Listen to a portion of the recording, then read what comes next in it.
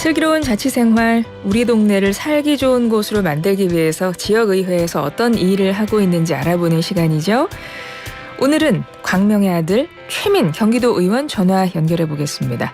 의원님 안녕하세요. 네, 안녕하세요. 반갑습니다. 슬기로운 라디오 생활 청취자분들과 도민분들께 인사 말씀 먼저 해주시겠어요? 네, 청취자 여러분 반갑습니다. 저는 광명 출신의 최선을 다하는 민생일꾼 최민 도의원입니다. 반갑습니다. 반갑습니다. 청년 도의원이십니다. 11대 경기도 의회에서 활동하고 계신데 광명의 아들이세요. 광명에서 태어나셨나요? 네, 광명에 태어나서 나고 자랐습니다. 네, 광명의 아들, 준비된 청년. 이런 슬로건으로 11대 경기도 의회에 입성하셨는데 이제 11대도 전반기가 마무리되는 시점 향하고 있습니다. 지난 의정활동 돌이켜보면 어떠세요? 지난 의정활동은 사실은 제가 이제 국회 보좌진으로서 살아오면서 준비했던 정책들을 실현하는 시간이었고요. 그 실현하는 과정에서 지역과 의회를 균형 있게 일하려고 노력했던 시간들로 기억되고 있습니다. 지역에 필요한 예산들은 충분히 확보해왔고 제가 우리 시민들과 약속했던, 그리고 의회에서는 기획재정위원회 소속으로서 경기도정의 전반의 사무들을 관여하고 예산, 조직, 평화협력, 경기연구원 같은 이렇게 주요한 일들을 좀 관할하고 있었습니다. 국회의원 보좌진으로도 오래 계셨다고, 국회의원 보좌하는 것하고 직접 정치하시는 것하고 어떻게 좀 많은 차이가 있던가요? 많은 차이가 있다기보단 정확한 차이가 있는 것 같아요. 네. 기본적으로 일하는 것들은 비슷하고 의원으로서 활동하면서 책임을 제가 진다. 이 차이가 명쾌하게 좀 차이가 좀 있고요. 그 밖의 일들은 거의 제가 보좌진을 했던 일들과 유사하게 하고 있습니다. 네. 보좌관으로 일하실 때는 내가 무언가를 했을 때 국회의원께서 책임을 지셨는데 지금은 그렇죠. 이제 직접 책임을 지셔야 되는 자리가 됐어요. 그 맞습니다. 책임이라는 맞습니다. 무게 어떻게 느껴지세요, 그러면? 기본적으로 제 의사결정이 우리 시민들의 삶과 우리 도시의 미래를 결정한다는 생각 때문에 어떤 게 더 공적인 일인가, 그리고 어떤 방식이 지속 가능한가, 이런 고민을 정말 수시로 할 수밖에 없는 자리인 것 같아요. 그러니까요. 같은 걸 하더라도 한 번 더 생각하게 되고 한 번 더 좀 다리를 두들겨 보게 되고 막 이러실 것 같아요. 네네네네. 예. 11대 경기도의회 전반기에서 기획재정위원회 위원으로 활동하고 계십니다. 네. 예, 보니까 예비비 지출 승인에 관한 조례안도 대표 발의를 하셨어요. 네네네. 그럼 이 내용부터 한번 설명을 들어볼까요? 어떤 내용 담겼습니까?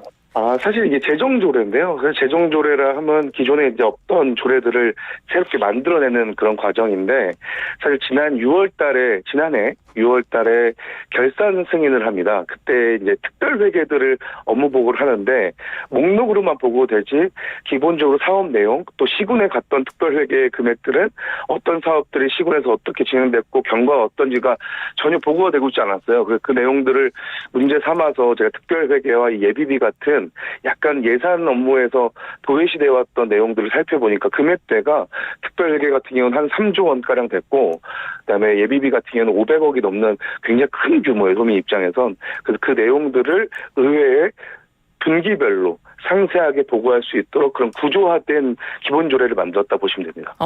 이 조례 이제 곧 통과 예정인가요? 네, 이제 26일 날 본회의에 이제 상정됐고요. 본회의에서 이제 의원님들이 전체 동의를 해주시면 이제 도민들께 편익이 돌아갈 예정입니다. 이게 조례안이 시행이 되면 도민들께 편익이 돌아간다고 하셨는데 어떤 부분을 기대를 하시는 거예요? 앞서 말씀드린 것처럼 이제 예비비 지출이 22년도 기준에서는 한 41건 518억 정도 됩니다. 이 예비비는 사실 예측할 수 없는 굉장히 긴급한 상황에 집행될 수밖에 없는 사안인데, 그러다 보니까 상세 내역과 긴급했던 사유들을 사실 의회에 보고하는 것들 굉장히 스킵하고 넘어가는 경우가 있었어요. 네. 그런 부분에 대해서 사실 상위 법령에서는 의회에 보고하게 돼 있기 때문에 우리 조례에도 그 규칙을 만들어서 의회에 보고하게 했고, 의회에서 만약에 사후 불승인할 경우에는 향후에 이런 내용의 예산 편성들을 막을 수 있는 명분이 돼서 우리 도민들의 혈세가 남용되거나 혹은 낭비되는 사례들을 막을 수 있는 기준이 되었습니다. 예. 의원님 그리고 최근에도 또 법안을 하나 발의를 하셨어요. 이게 경기도 네네네. DMZ 관련된 겁니다. 이게 어떤 조례입니까? 네?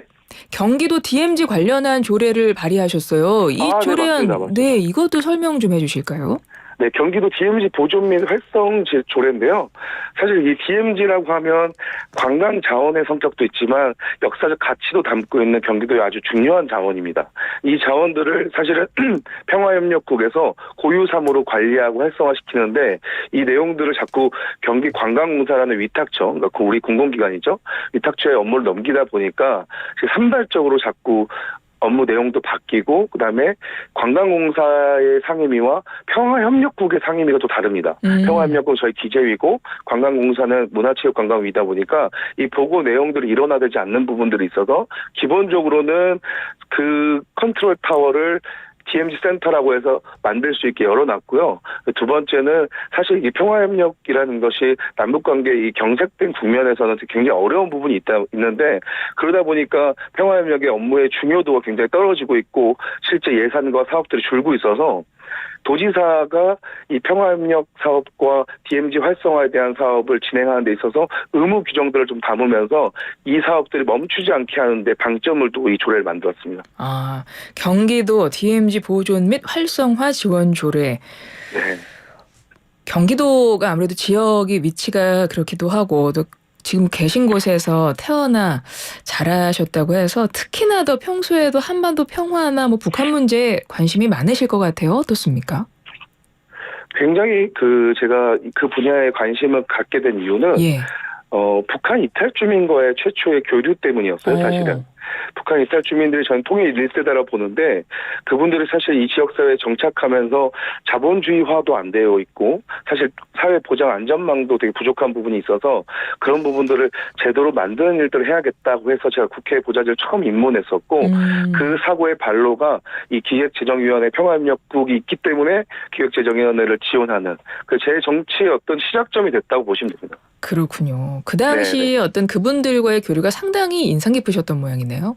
그분들의 이야기들이 되게 인상 깊었어요. 사실은 중국, 몽골, 라오스 등지를 거쳐서 이렇게 넘어오시는 분들, 그런 분들이 그 과정에서 겪었던 어떤 유린들, 그런 내용들을 듣고 또 그 과정에서 헤어졌던 가족들과의 스카이프 통화나 이런 장면들을 봤을 때, 아, 진짜 이 제도권에서 이 사람들을 보존하지 않고 보호하지 않으면 과연 이 남북 통일을 이야기하는 것 담론 자체가 되게 모순일 수 있겠다 이런 생각들을 굉장히 많이 했고 그 발로로 그들을 지원하는 조례 그리고 넘어서서 이 평화협력이라는 이 문화를 다음 세대인 청소년들이 알게끔 하려는 그 문화 확산 그리고 우리한테 고유로 갖고 있는 이 DMZ라는 어떤 가치들을 계속 보존하고 이어오는 이런 활동들을 놓치지 말고 제가 해야겠다 이런 판단을 하고 있습니다. 그러시군요. 자, 최민 경기도 의원님과 함께하고 있는데요. 임기 초반에 지방의회 의원의 후원회 제도를 인정하는 내용이죠. 정치자금법 개정을 촉구하셨는데 이번에 실제로 그 변화가 이루어졌다고요? 네네. 이게 관련 내용 어떤 내용입니까? 일단 기본적으로 이 사고의 시작은 제가 직접 경험을 하다 보니까 지방의원이 굉장히 열악합니다. 사실 활동하는 데 있어서. 그러니까 도민들을 위한 활동들을 폭을 넓히면 넓힐수록 삶 자체가 되게 열악해지는. 그러니까 처우가 굉장히 제한적인 상황이어서 이 부분을 개선하지 않으면 유능하고 젊은 정치인들이 사실 이 청렴한 구조 안에서 의정활동하기 되게 어렵다라고 판단해서 사실은 그걸 들여다보던 중에 이 관련돼서 헌법재판소에 제소하신 분들이 있으셔요. 저랑 생각이 같았던 분들이. 그동안은 지방의원님들이 이게 후원이 이게 합법적으로 안 됐었던 모양이죠?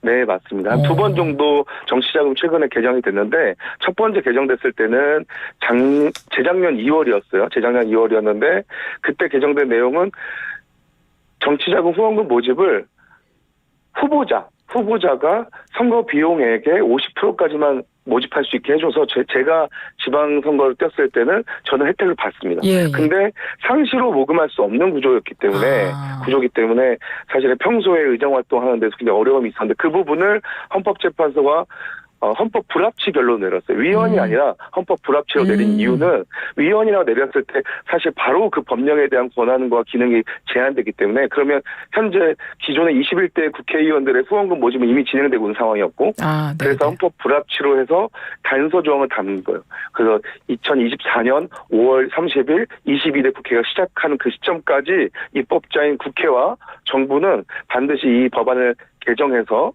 지방의원도 상시로 모금할 수 있게 열어달라 이렇게 헌법재판소가 요구했고 그 내용들이 사실 국회 논의가 이루어지지 않고 있어서 제가 우리 100여 명의 우리 도의원들의 중지를 모아서 건의안을 발의했고 그 내용들을 국회에 전달했습니다. 그 국회에 전달하는 과정에서 많이 힘이 되어줬던 분도 국회의원 박용진 국회의원이라는 분도 계시고 그 국회의원을 통해서 발의된 내용이 본회의 통과돼서 이제 금년 7월 1일부터 저희 지방의원들도 광역의원은 5천만 원까지 그다음에 기초의원 3천만 원까지 후원금을 모집할 수 있게 되었습니다. 이게 정치자금법이 개정이 되는 거군요. 네네네 맞습니다. 의원님이 정치자금법 개정 촉구 건의안을 낸 이후에 이렇게 개정까지 실제 이루어진 거잖아요. 네네네. 굉장히 뿌듯하실 것 같고 기대도 크실 것 같은데요. 네 맞습니다. 사실은 뿌듯한 마음은 잠시였고 이 내용들이 시스템으로 잘 정착되기 약간 떨리는 마음으로 지켜보고 있어요. 예. 뭐 떨리는 마음의 그 반론은 왜 떨리시는 걸까요?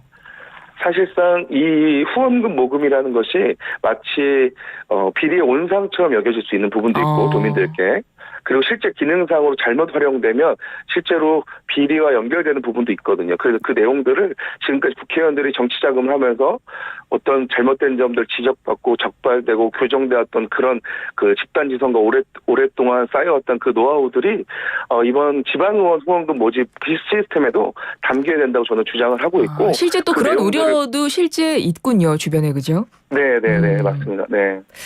그렇습니다. 그래서 관련해서 이런 지적을 하셨던 모양이네요. 지방의원의 경우에는 더욱 청렴해지기 어려운 구조다. 뭐 지역구 사업 관련해서 이 말씀하셨네요. 네네 그런 경우가 좀 있습니다. 제가 몸소 느꼈던 그런 사례들을 보면 지방의원 특히 광역의원들은 경기도라는 그 예산 재원을 그 광명시로 갖고 오는 그런 역할들을 하거든요. 그럼 개별 사업건들에 대한 예산을 뭐 100%는 아니지만 50%에서 70% 정도를 갖고 오는데 그 내용을 갖고 올 때만 사실 저한테도 업자들이 많이 전화 오세요. 의원님 뭐 이런 거 제가 하고 싶습니다 이런 식으로. 하지만 제가 늘 말씀드리는 건 집행권은 지자체에 있습니다. 저는 예산을 확보하는 것까지 제가 해야 될 역할이고 그 다음부터는 집행부가 공적인 그 시스템 안에서 조달 업무를 하기 때문에 그렇게 진행해야 된다고 설명은 하지만 사실 그 과정과 그 내용들을 몇 면을 보면 이게 기준이 없는 혹은 기준을 경험해보지 않은 지방의원들은 굉장히 혼란스럽거나 흔들릴 수 있겠다 이런 판단하고 있습니다. 알겠습니다. 지역 현안도 좀 살펴보겠습니다. 광명이 지역구십니다. 네. 광명의 아들로서 봤을 때 지금 지역구 현안 가장 주목되는 건 어떤 거라고 생각하세요? 가장 큰 거 하나만 말씀드리면 광명은 완전히 새로워지고 있습니다. 사실은 거의 아시다시피 많은 재개발, 재건축이 이루어지고 있는데도 불구하고 384만 평이라는 3기 신도시 중에 최대 사업구역이 광명이거든요. 광명시는 3기 신도시인데 그 384만 평의 신도시 안에 단순한 주거 기능만 담기는 것이 아니라 자족 기능, 산업 기능 이런 것들 담겨서 집주 근접이 가능한 그런 도시 그리고 지속 가능한 삶을 영위하고 소비할 수 있는 그런 도시를 만드는데 가장 방점을 두고 중요하다고 생각하고 일하고 있습니다. 그렇군요. 네. 광명의 과거부터 현재까지 뭐 그 모습 너무나 뭐 하나하나 생생히 기억하실 것 같은데요. 네네. 광명 지역구의 경기도 의원으로서 내 임기 내에 우리 지역구, 우리 동네, 내가 나고 자란 이곳 이렇게 변화시키고 싶다 하는 바람이 있으실까요? 어떤 꿈이 있으세요? 사실 제 임기 내에 아마 도시개발 계획들은 다 완성이 될 겁니다. 남은 2년 동안. 그만큼 이제 아예 직면한 현안들이기 때문에 제가 사실은 과거에 그렸던 그런 모습들이 많이 없어지긴 했어요. 그러나 아직 남아있는 원도심들이 있습니다. 개발 계획이 없고 그다음에 개발이 이미 완성된 그런 그 사이 안에서 격차들과 그 격세지감들을 주민들 느끼고 계시는데 특히 원주민들에게도 문화, 예술, 체육 이런 인프라들이 도외시되지 않을 수 있도록 소외되지 않을 수 있도록 오히려 그 원도심 근처에 그런 뭐 복합 체육시설이라든가 그런 형태의 시설들을 확보하고 만드는 데 주안점을 좀 두고 있습니다. 그러면 그 분야로 본다면 딱 어떤 분야에 가장 좀 내가 주목해서 보고 있다 하는 것도 있으세요? 분야 자체는 사실은 이제 방금 말씀드린 것처럼 그 문화예술, 체육, 인프라예요. 그러니까 사실 생활체육에 대한 소유가 그 요구가 되게 많은데 네네. 사실 광명이라는 지역이 워낙 땅이 적고 하다 보니까 사실 체육 인프라가 굉장히 적습니다. 그 체육 인프라들을 최대한 확보하려고 국회의원과 시장님과 함께 항상 논의하고 있고요. 관련해서 성과도 낸 바 있고 앞으로도 이 원도심 주민들도 사실은 큰 커뮤니티 시설을 갖고 있는 대형 아파트에서는 사실 느끼지 못하는 그런 어떤 생활체육에 대한 격차, 시설 격차 이런 것들을 우리 주민들이 느끼지 않을 수 있도록 많이 마련하려고 노력하고 있습니다. 네. 그 분야에서. 최민 경기도 의원님, 준비된 청년 이렇게도 앞서 제가 소개를 해드렸는데 확실히 청년 네네. 정치인, 청년 의원님인 만큼 인터뷰하면서 굉장히 큰 에너지가 느껴져요, 의원님. 네. 감사합니다. 많은 분들이 기대가 크실 것 같은데요. 앞으로 네. 의정 활동에 많은 응원 부탁드린다고 도민들께 한 말씀 끝으로 남겨주시죠. 네, 우리 1,400만 도민 여러분 반갑습니다. 이런 저희의 라디오도 들어주시는 것만으로도 굉장히 영광스럽고 여러분들이 관심을 가져주실 때 이 정치가 청렴해지고 유능해진다고 생각합니다. 제가 청년 도의원이지만 생물학적 나이인 청년을 넘어서서 실제로 업무 현장에서 열정을 담아 청년답게 일하겠다는 약속을 좀 드리고요. 단순한 열정이 아니라 제가 국회의원 보좌진으로서 한 8년여 근무를 해오고 의정활동을 2년여 하고 있는 한 10년 차 정치인인데 그 경험과 경륜을 유능하게 성과로 증명하는 그런 정치하려고 노력하겠습니다. 여러분 우리 지방의원 특히 우리 경기도의회에 관심 많이 가져주시고 경기도의회가 하는 일들을 면밀히 살피시다 보면 저는 분명히 우리 도민들께 직접 경험하는 편익들이 돌아갈 거라고 확신합니다. 이상입니다. 알겠습니다. 최민 경기도 의원이었습니다. 고맙습니다. 감사합니다.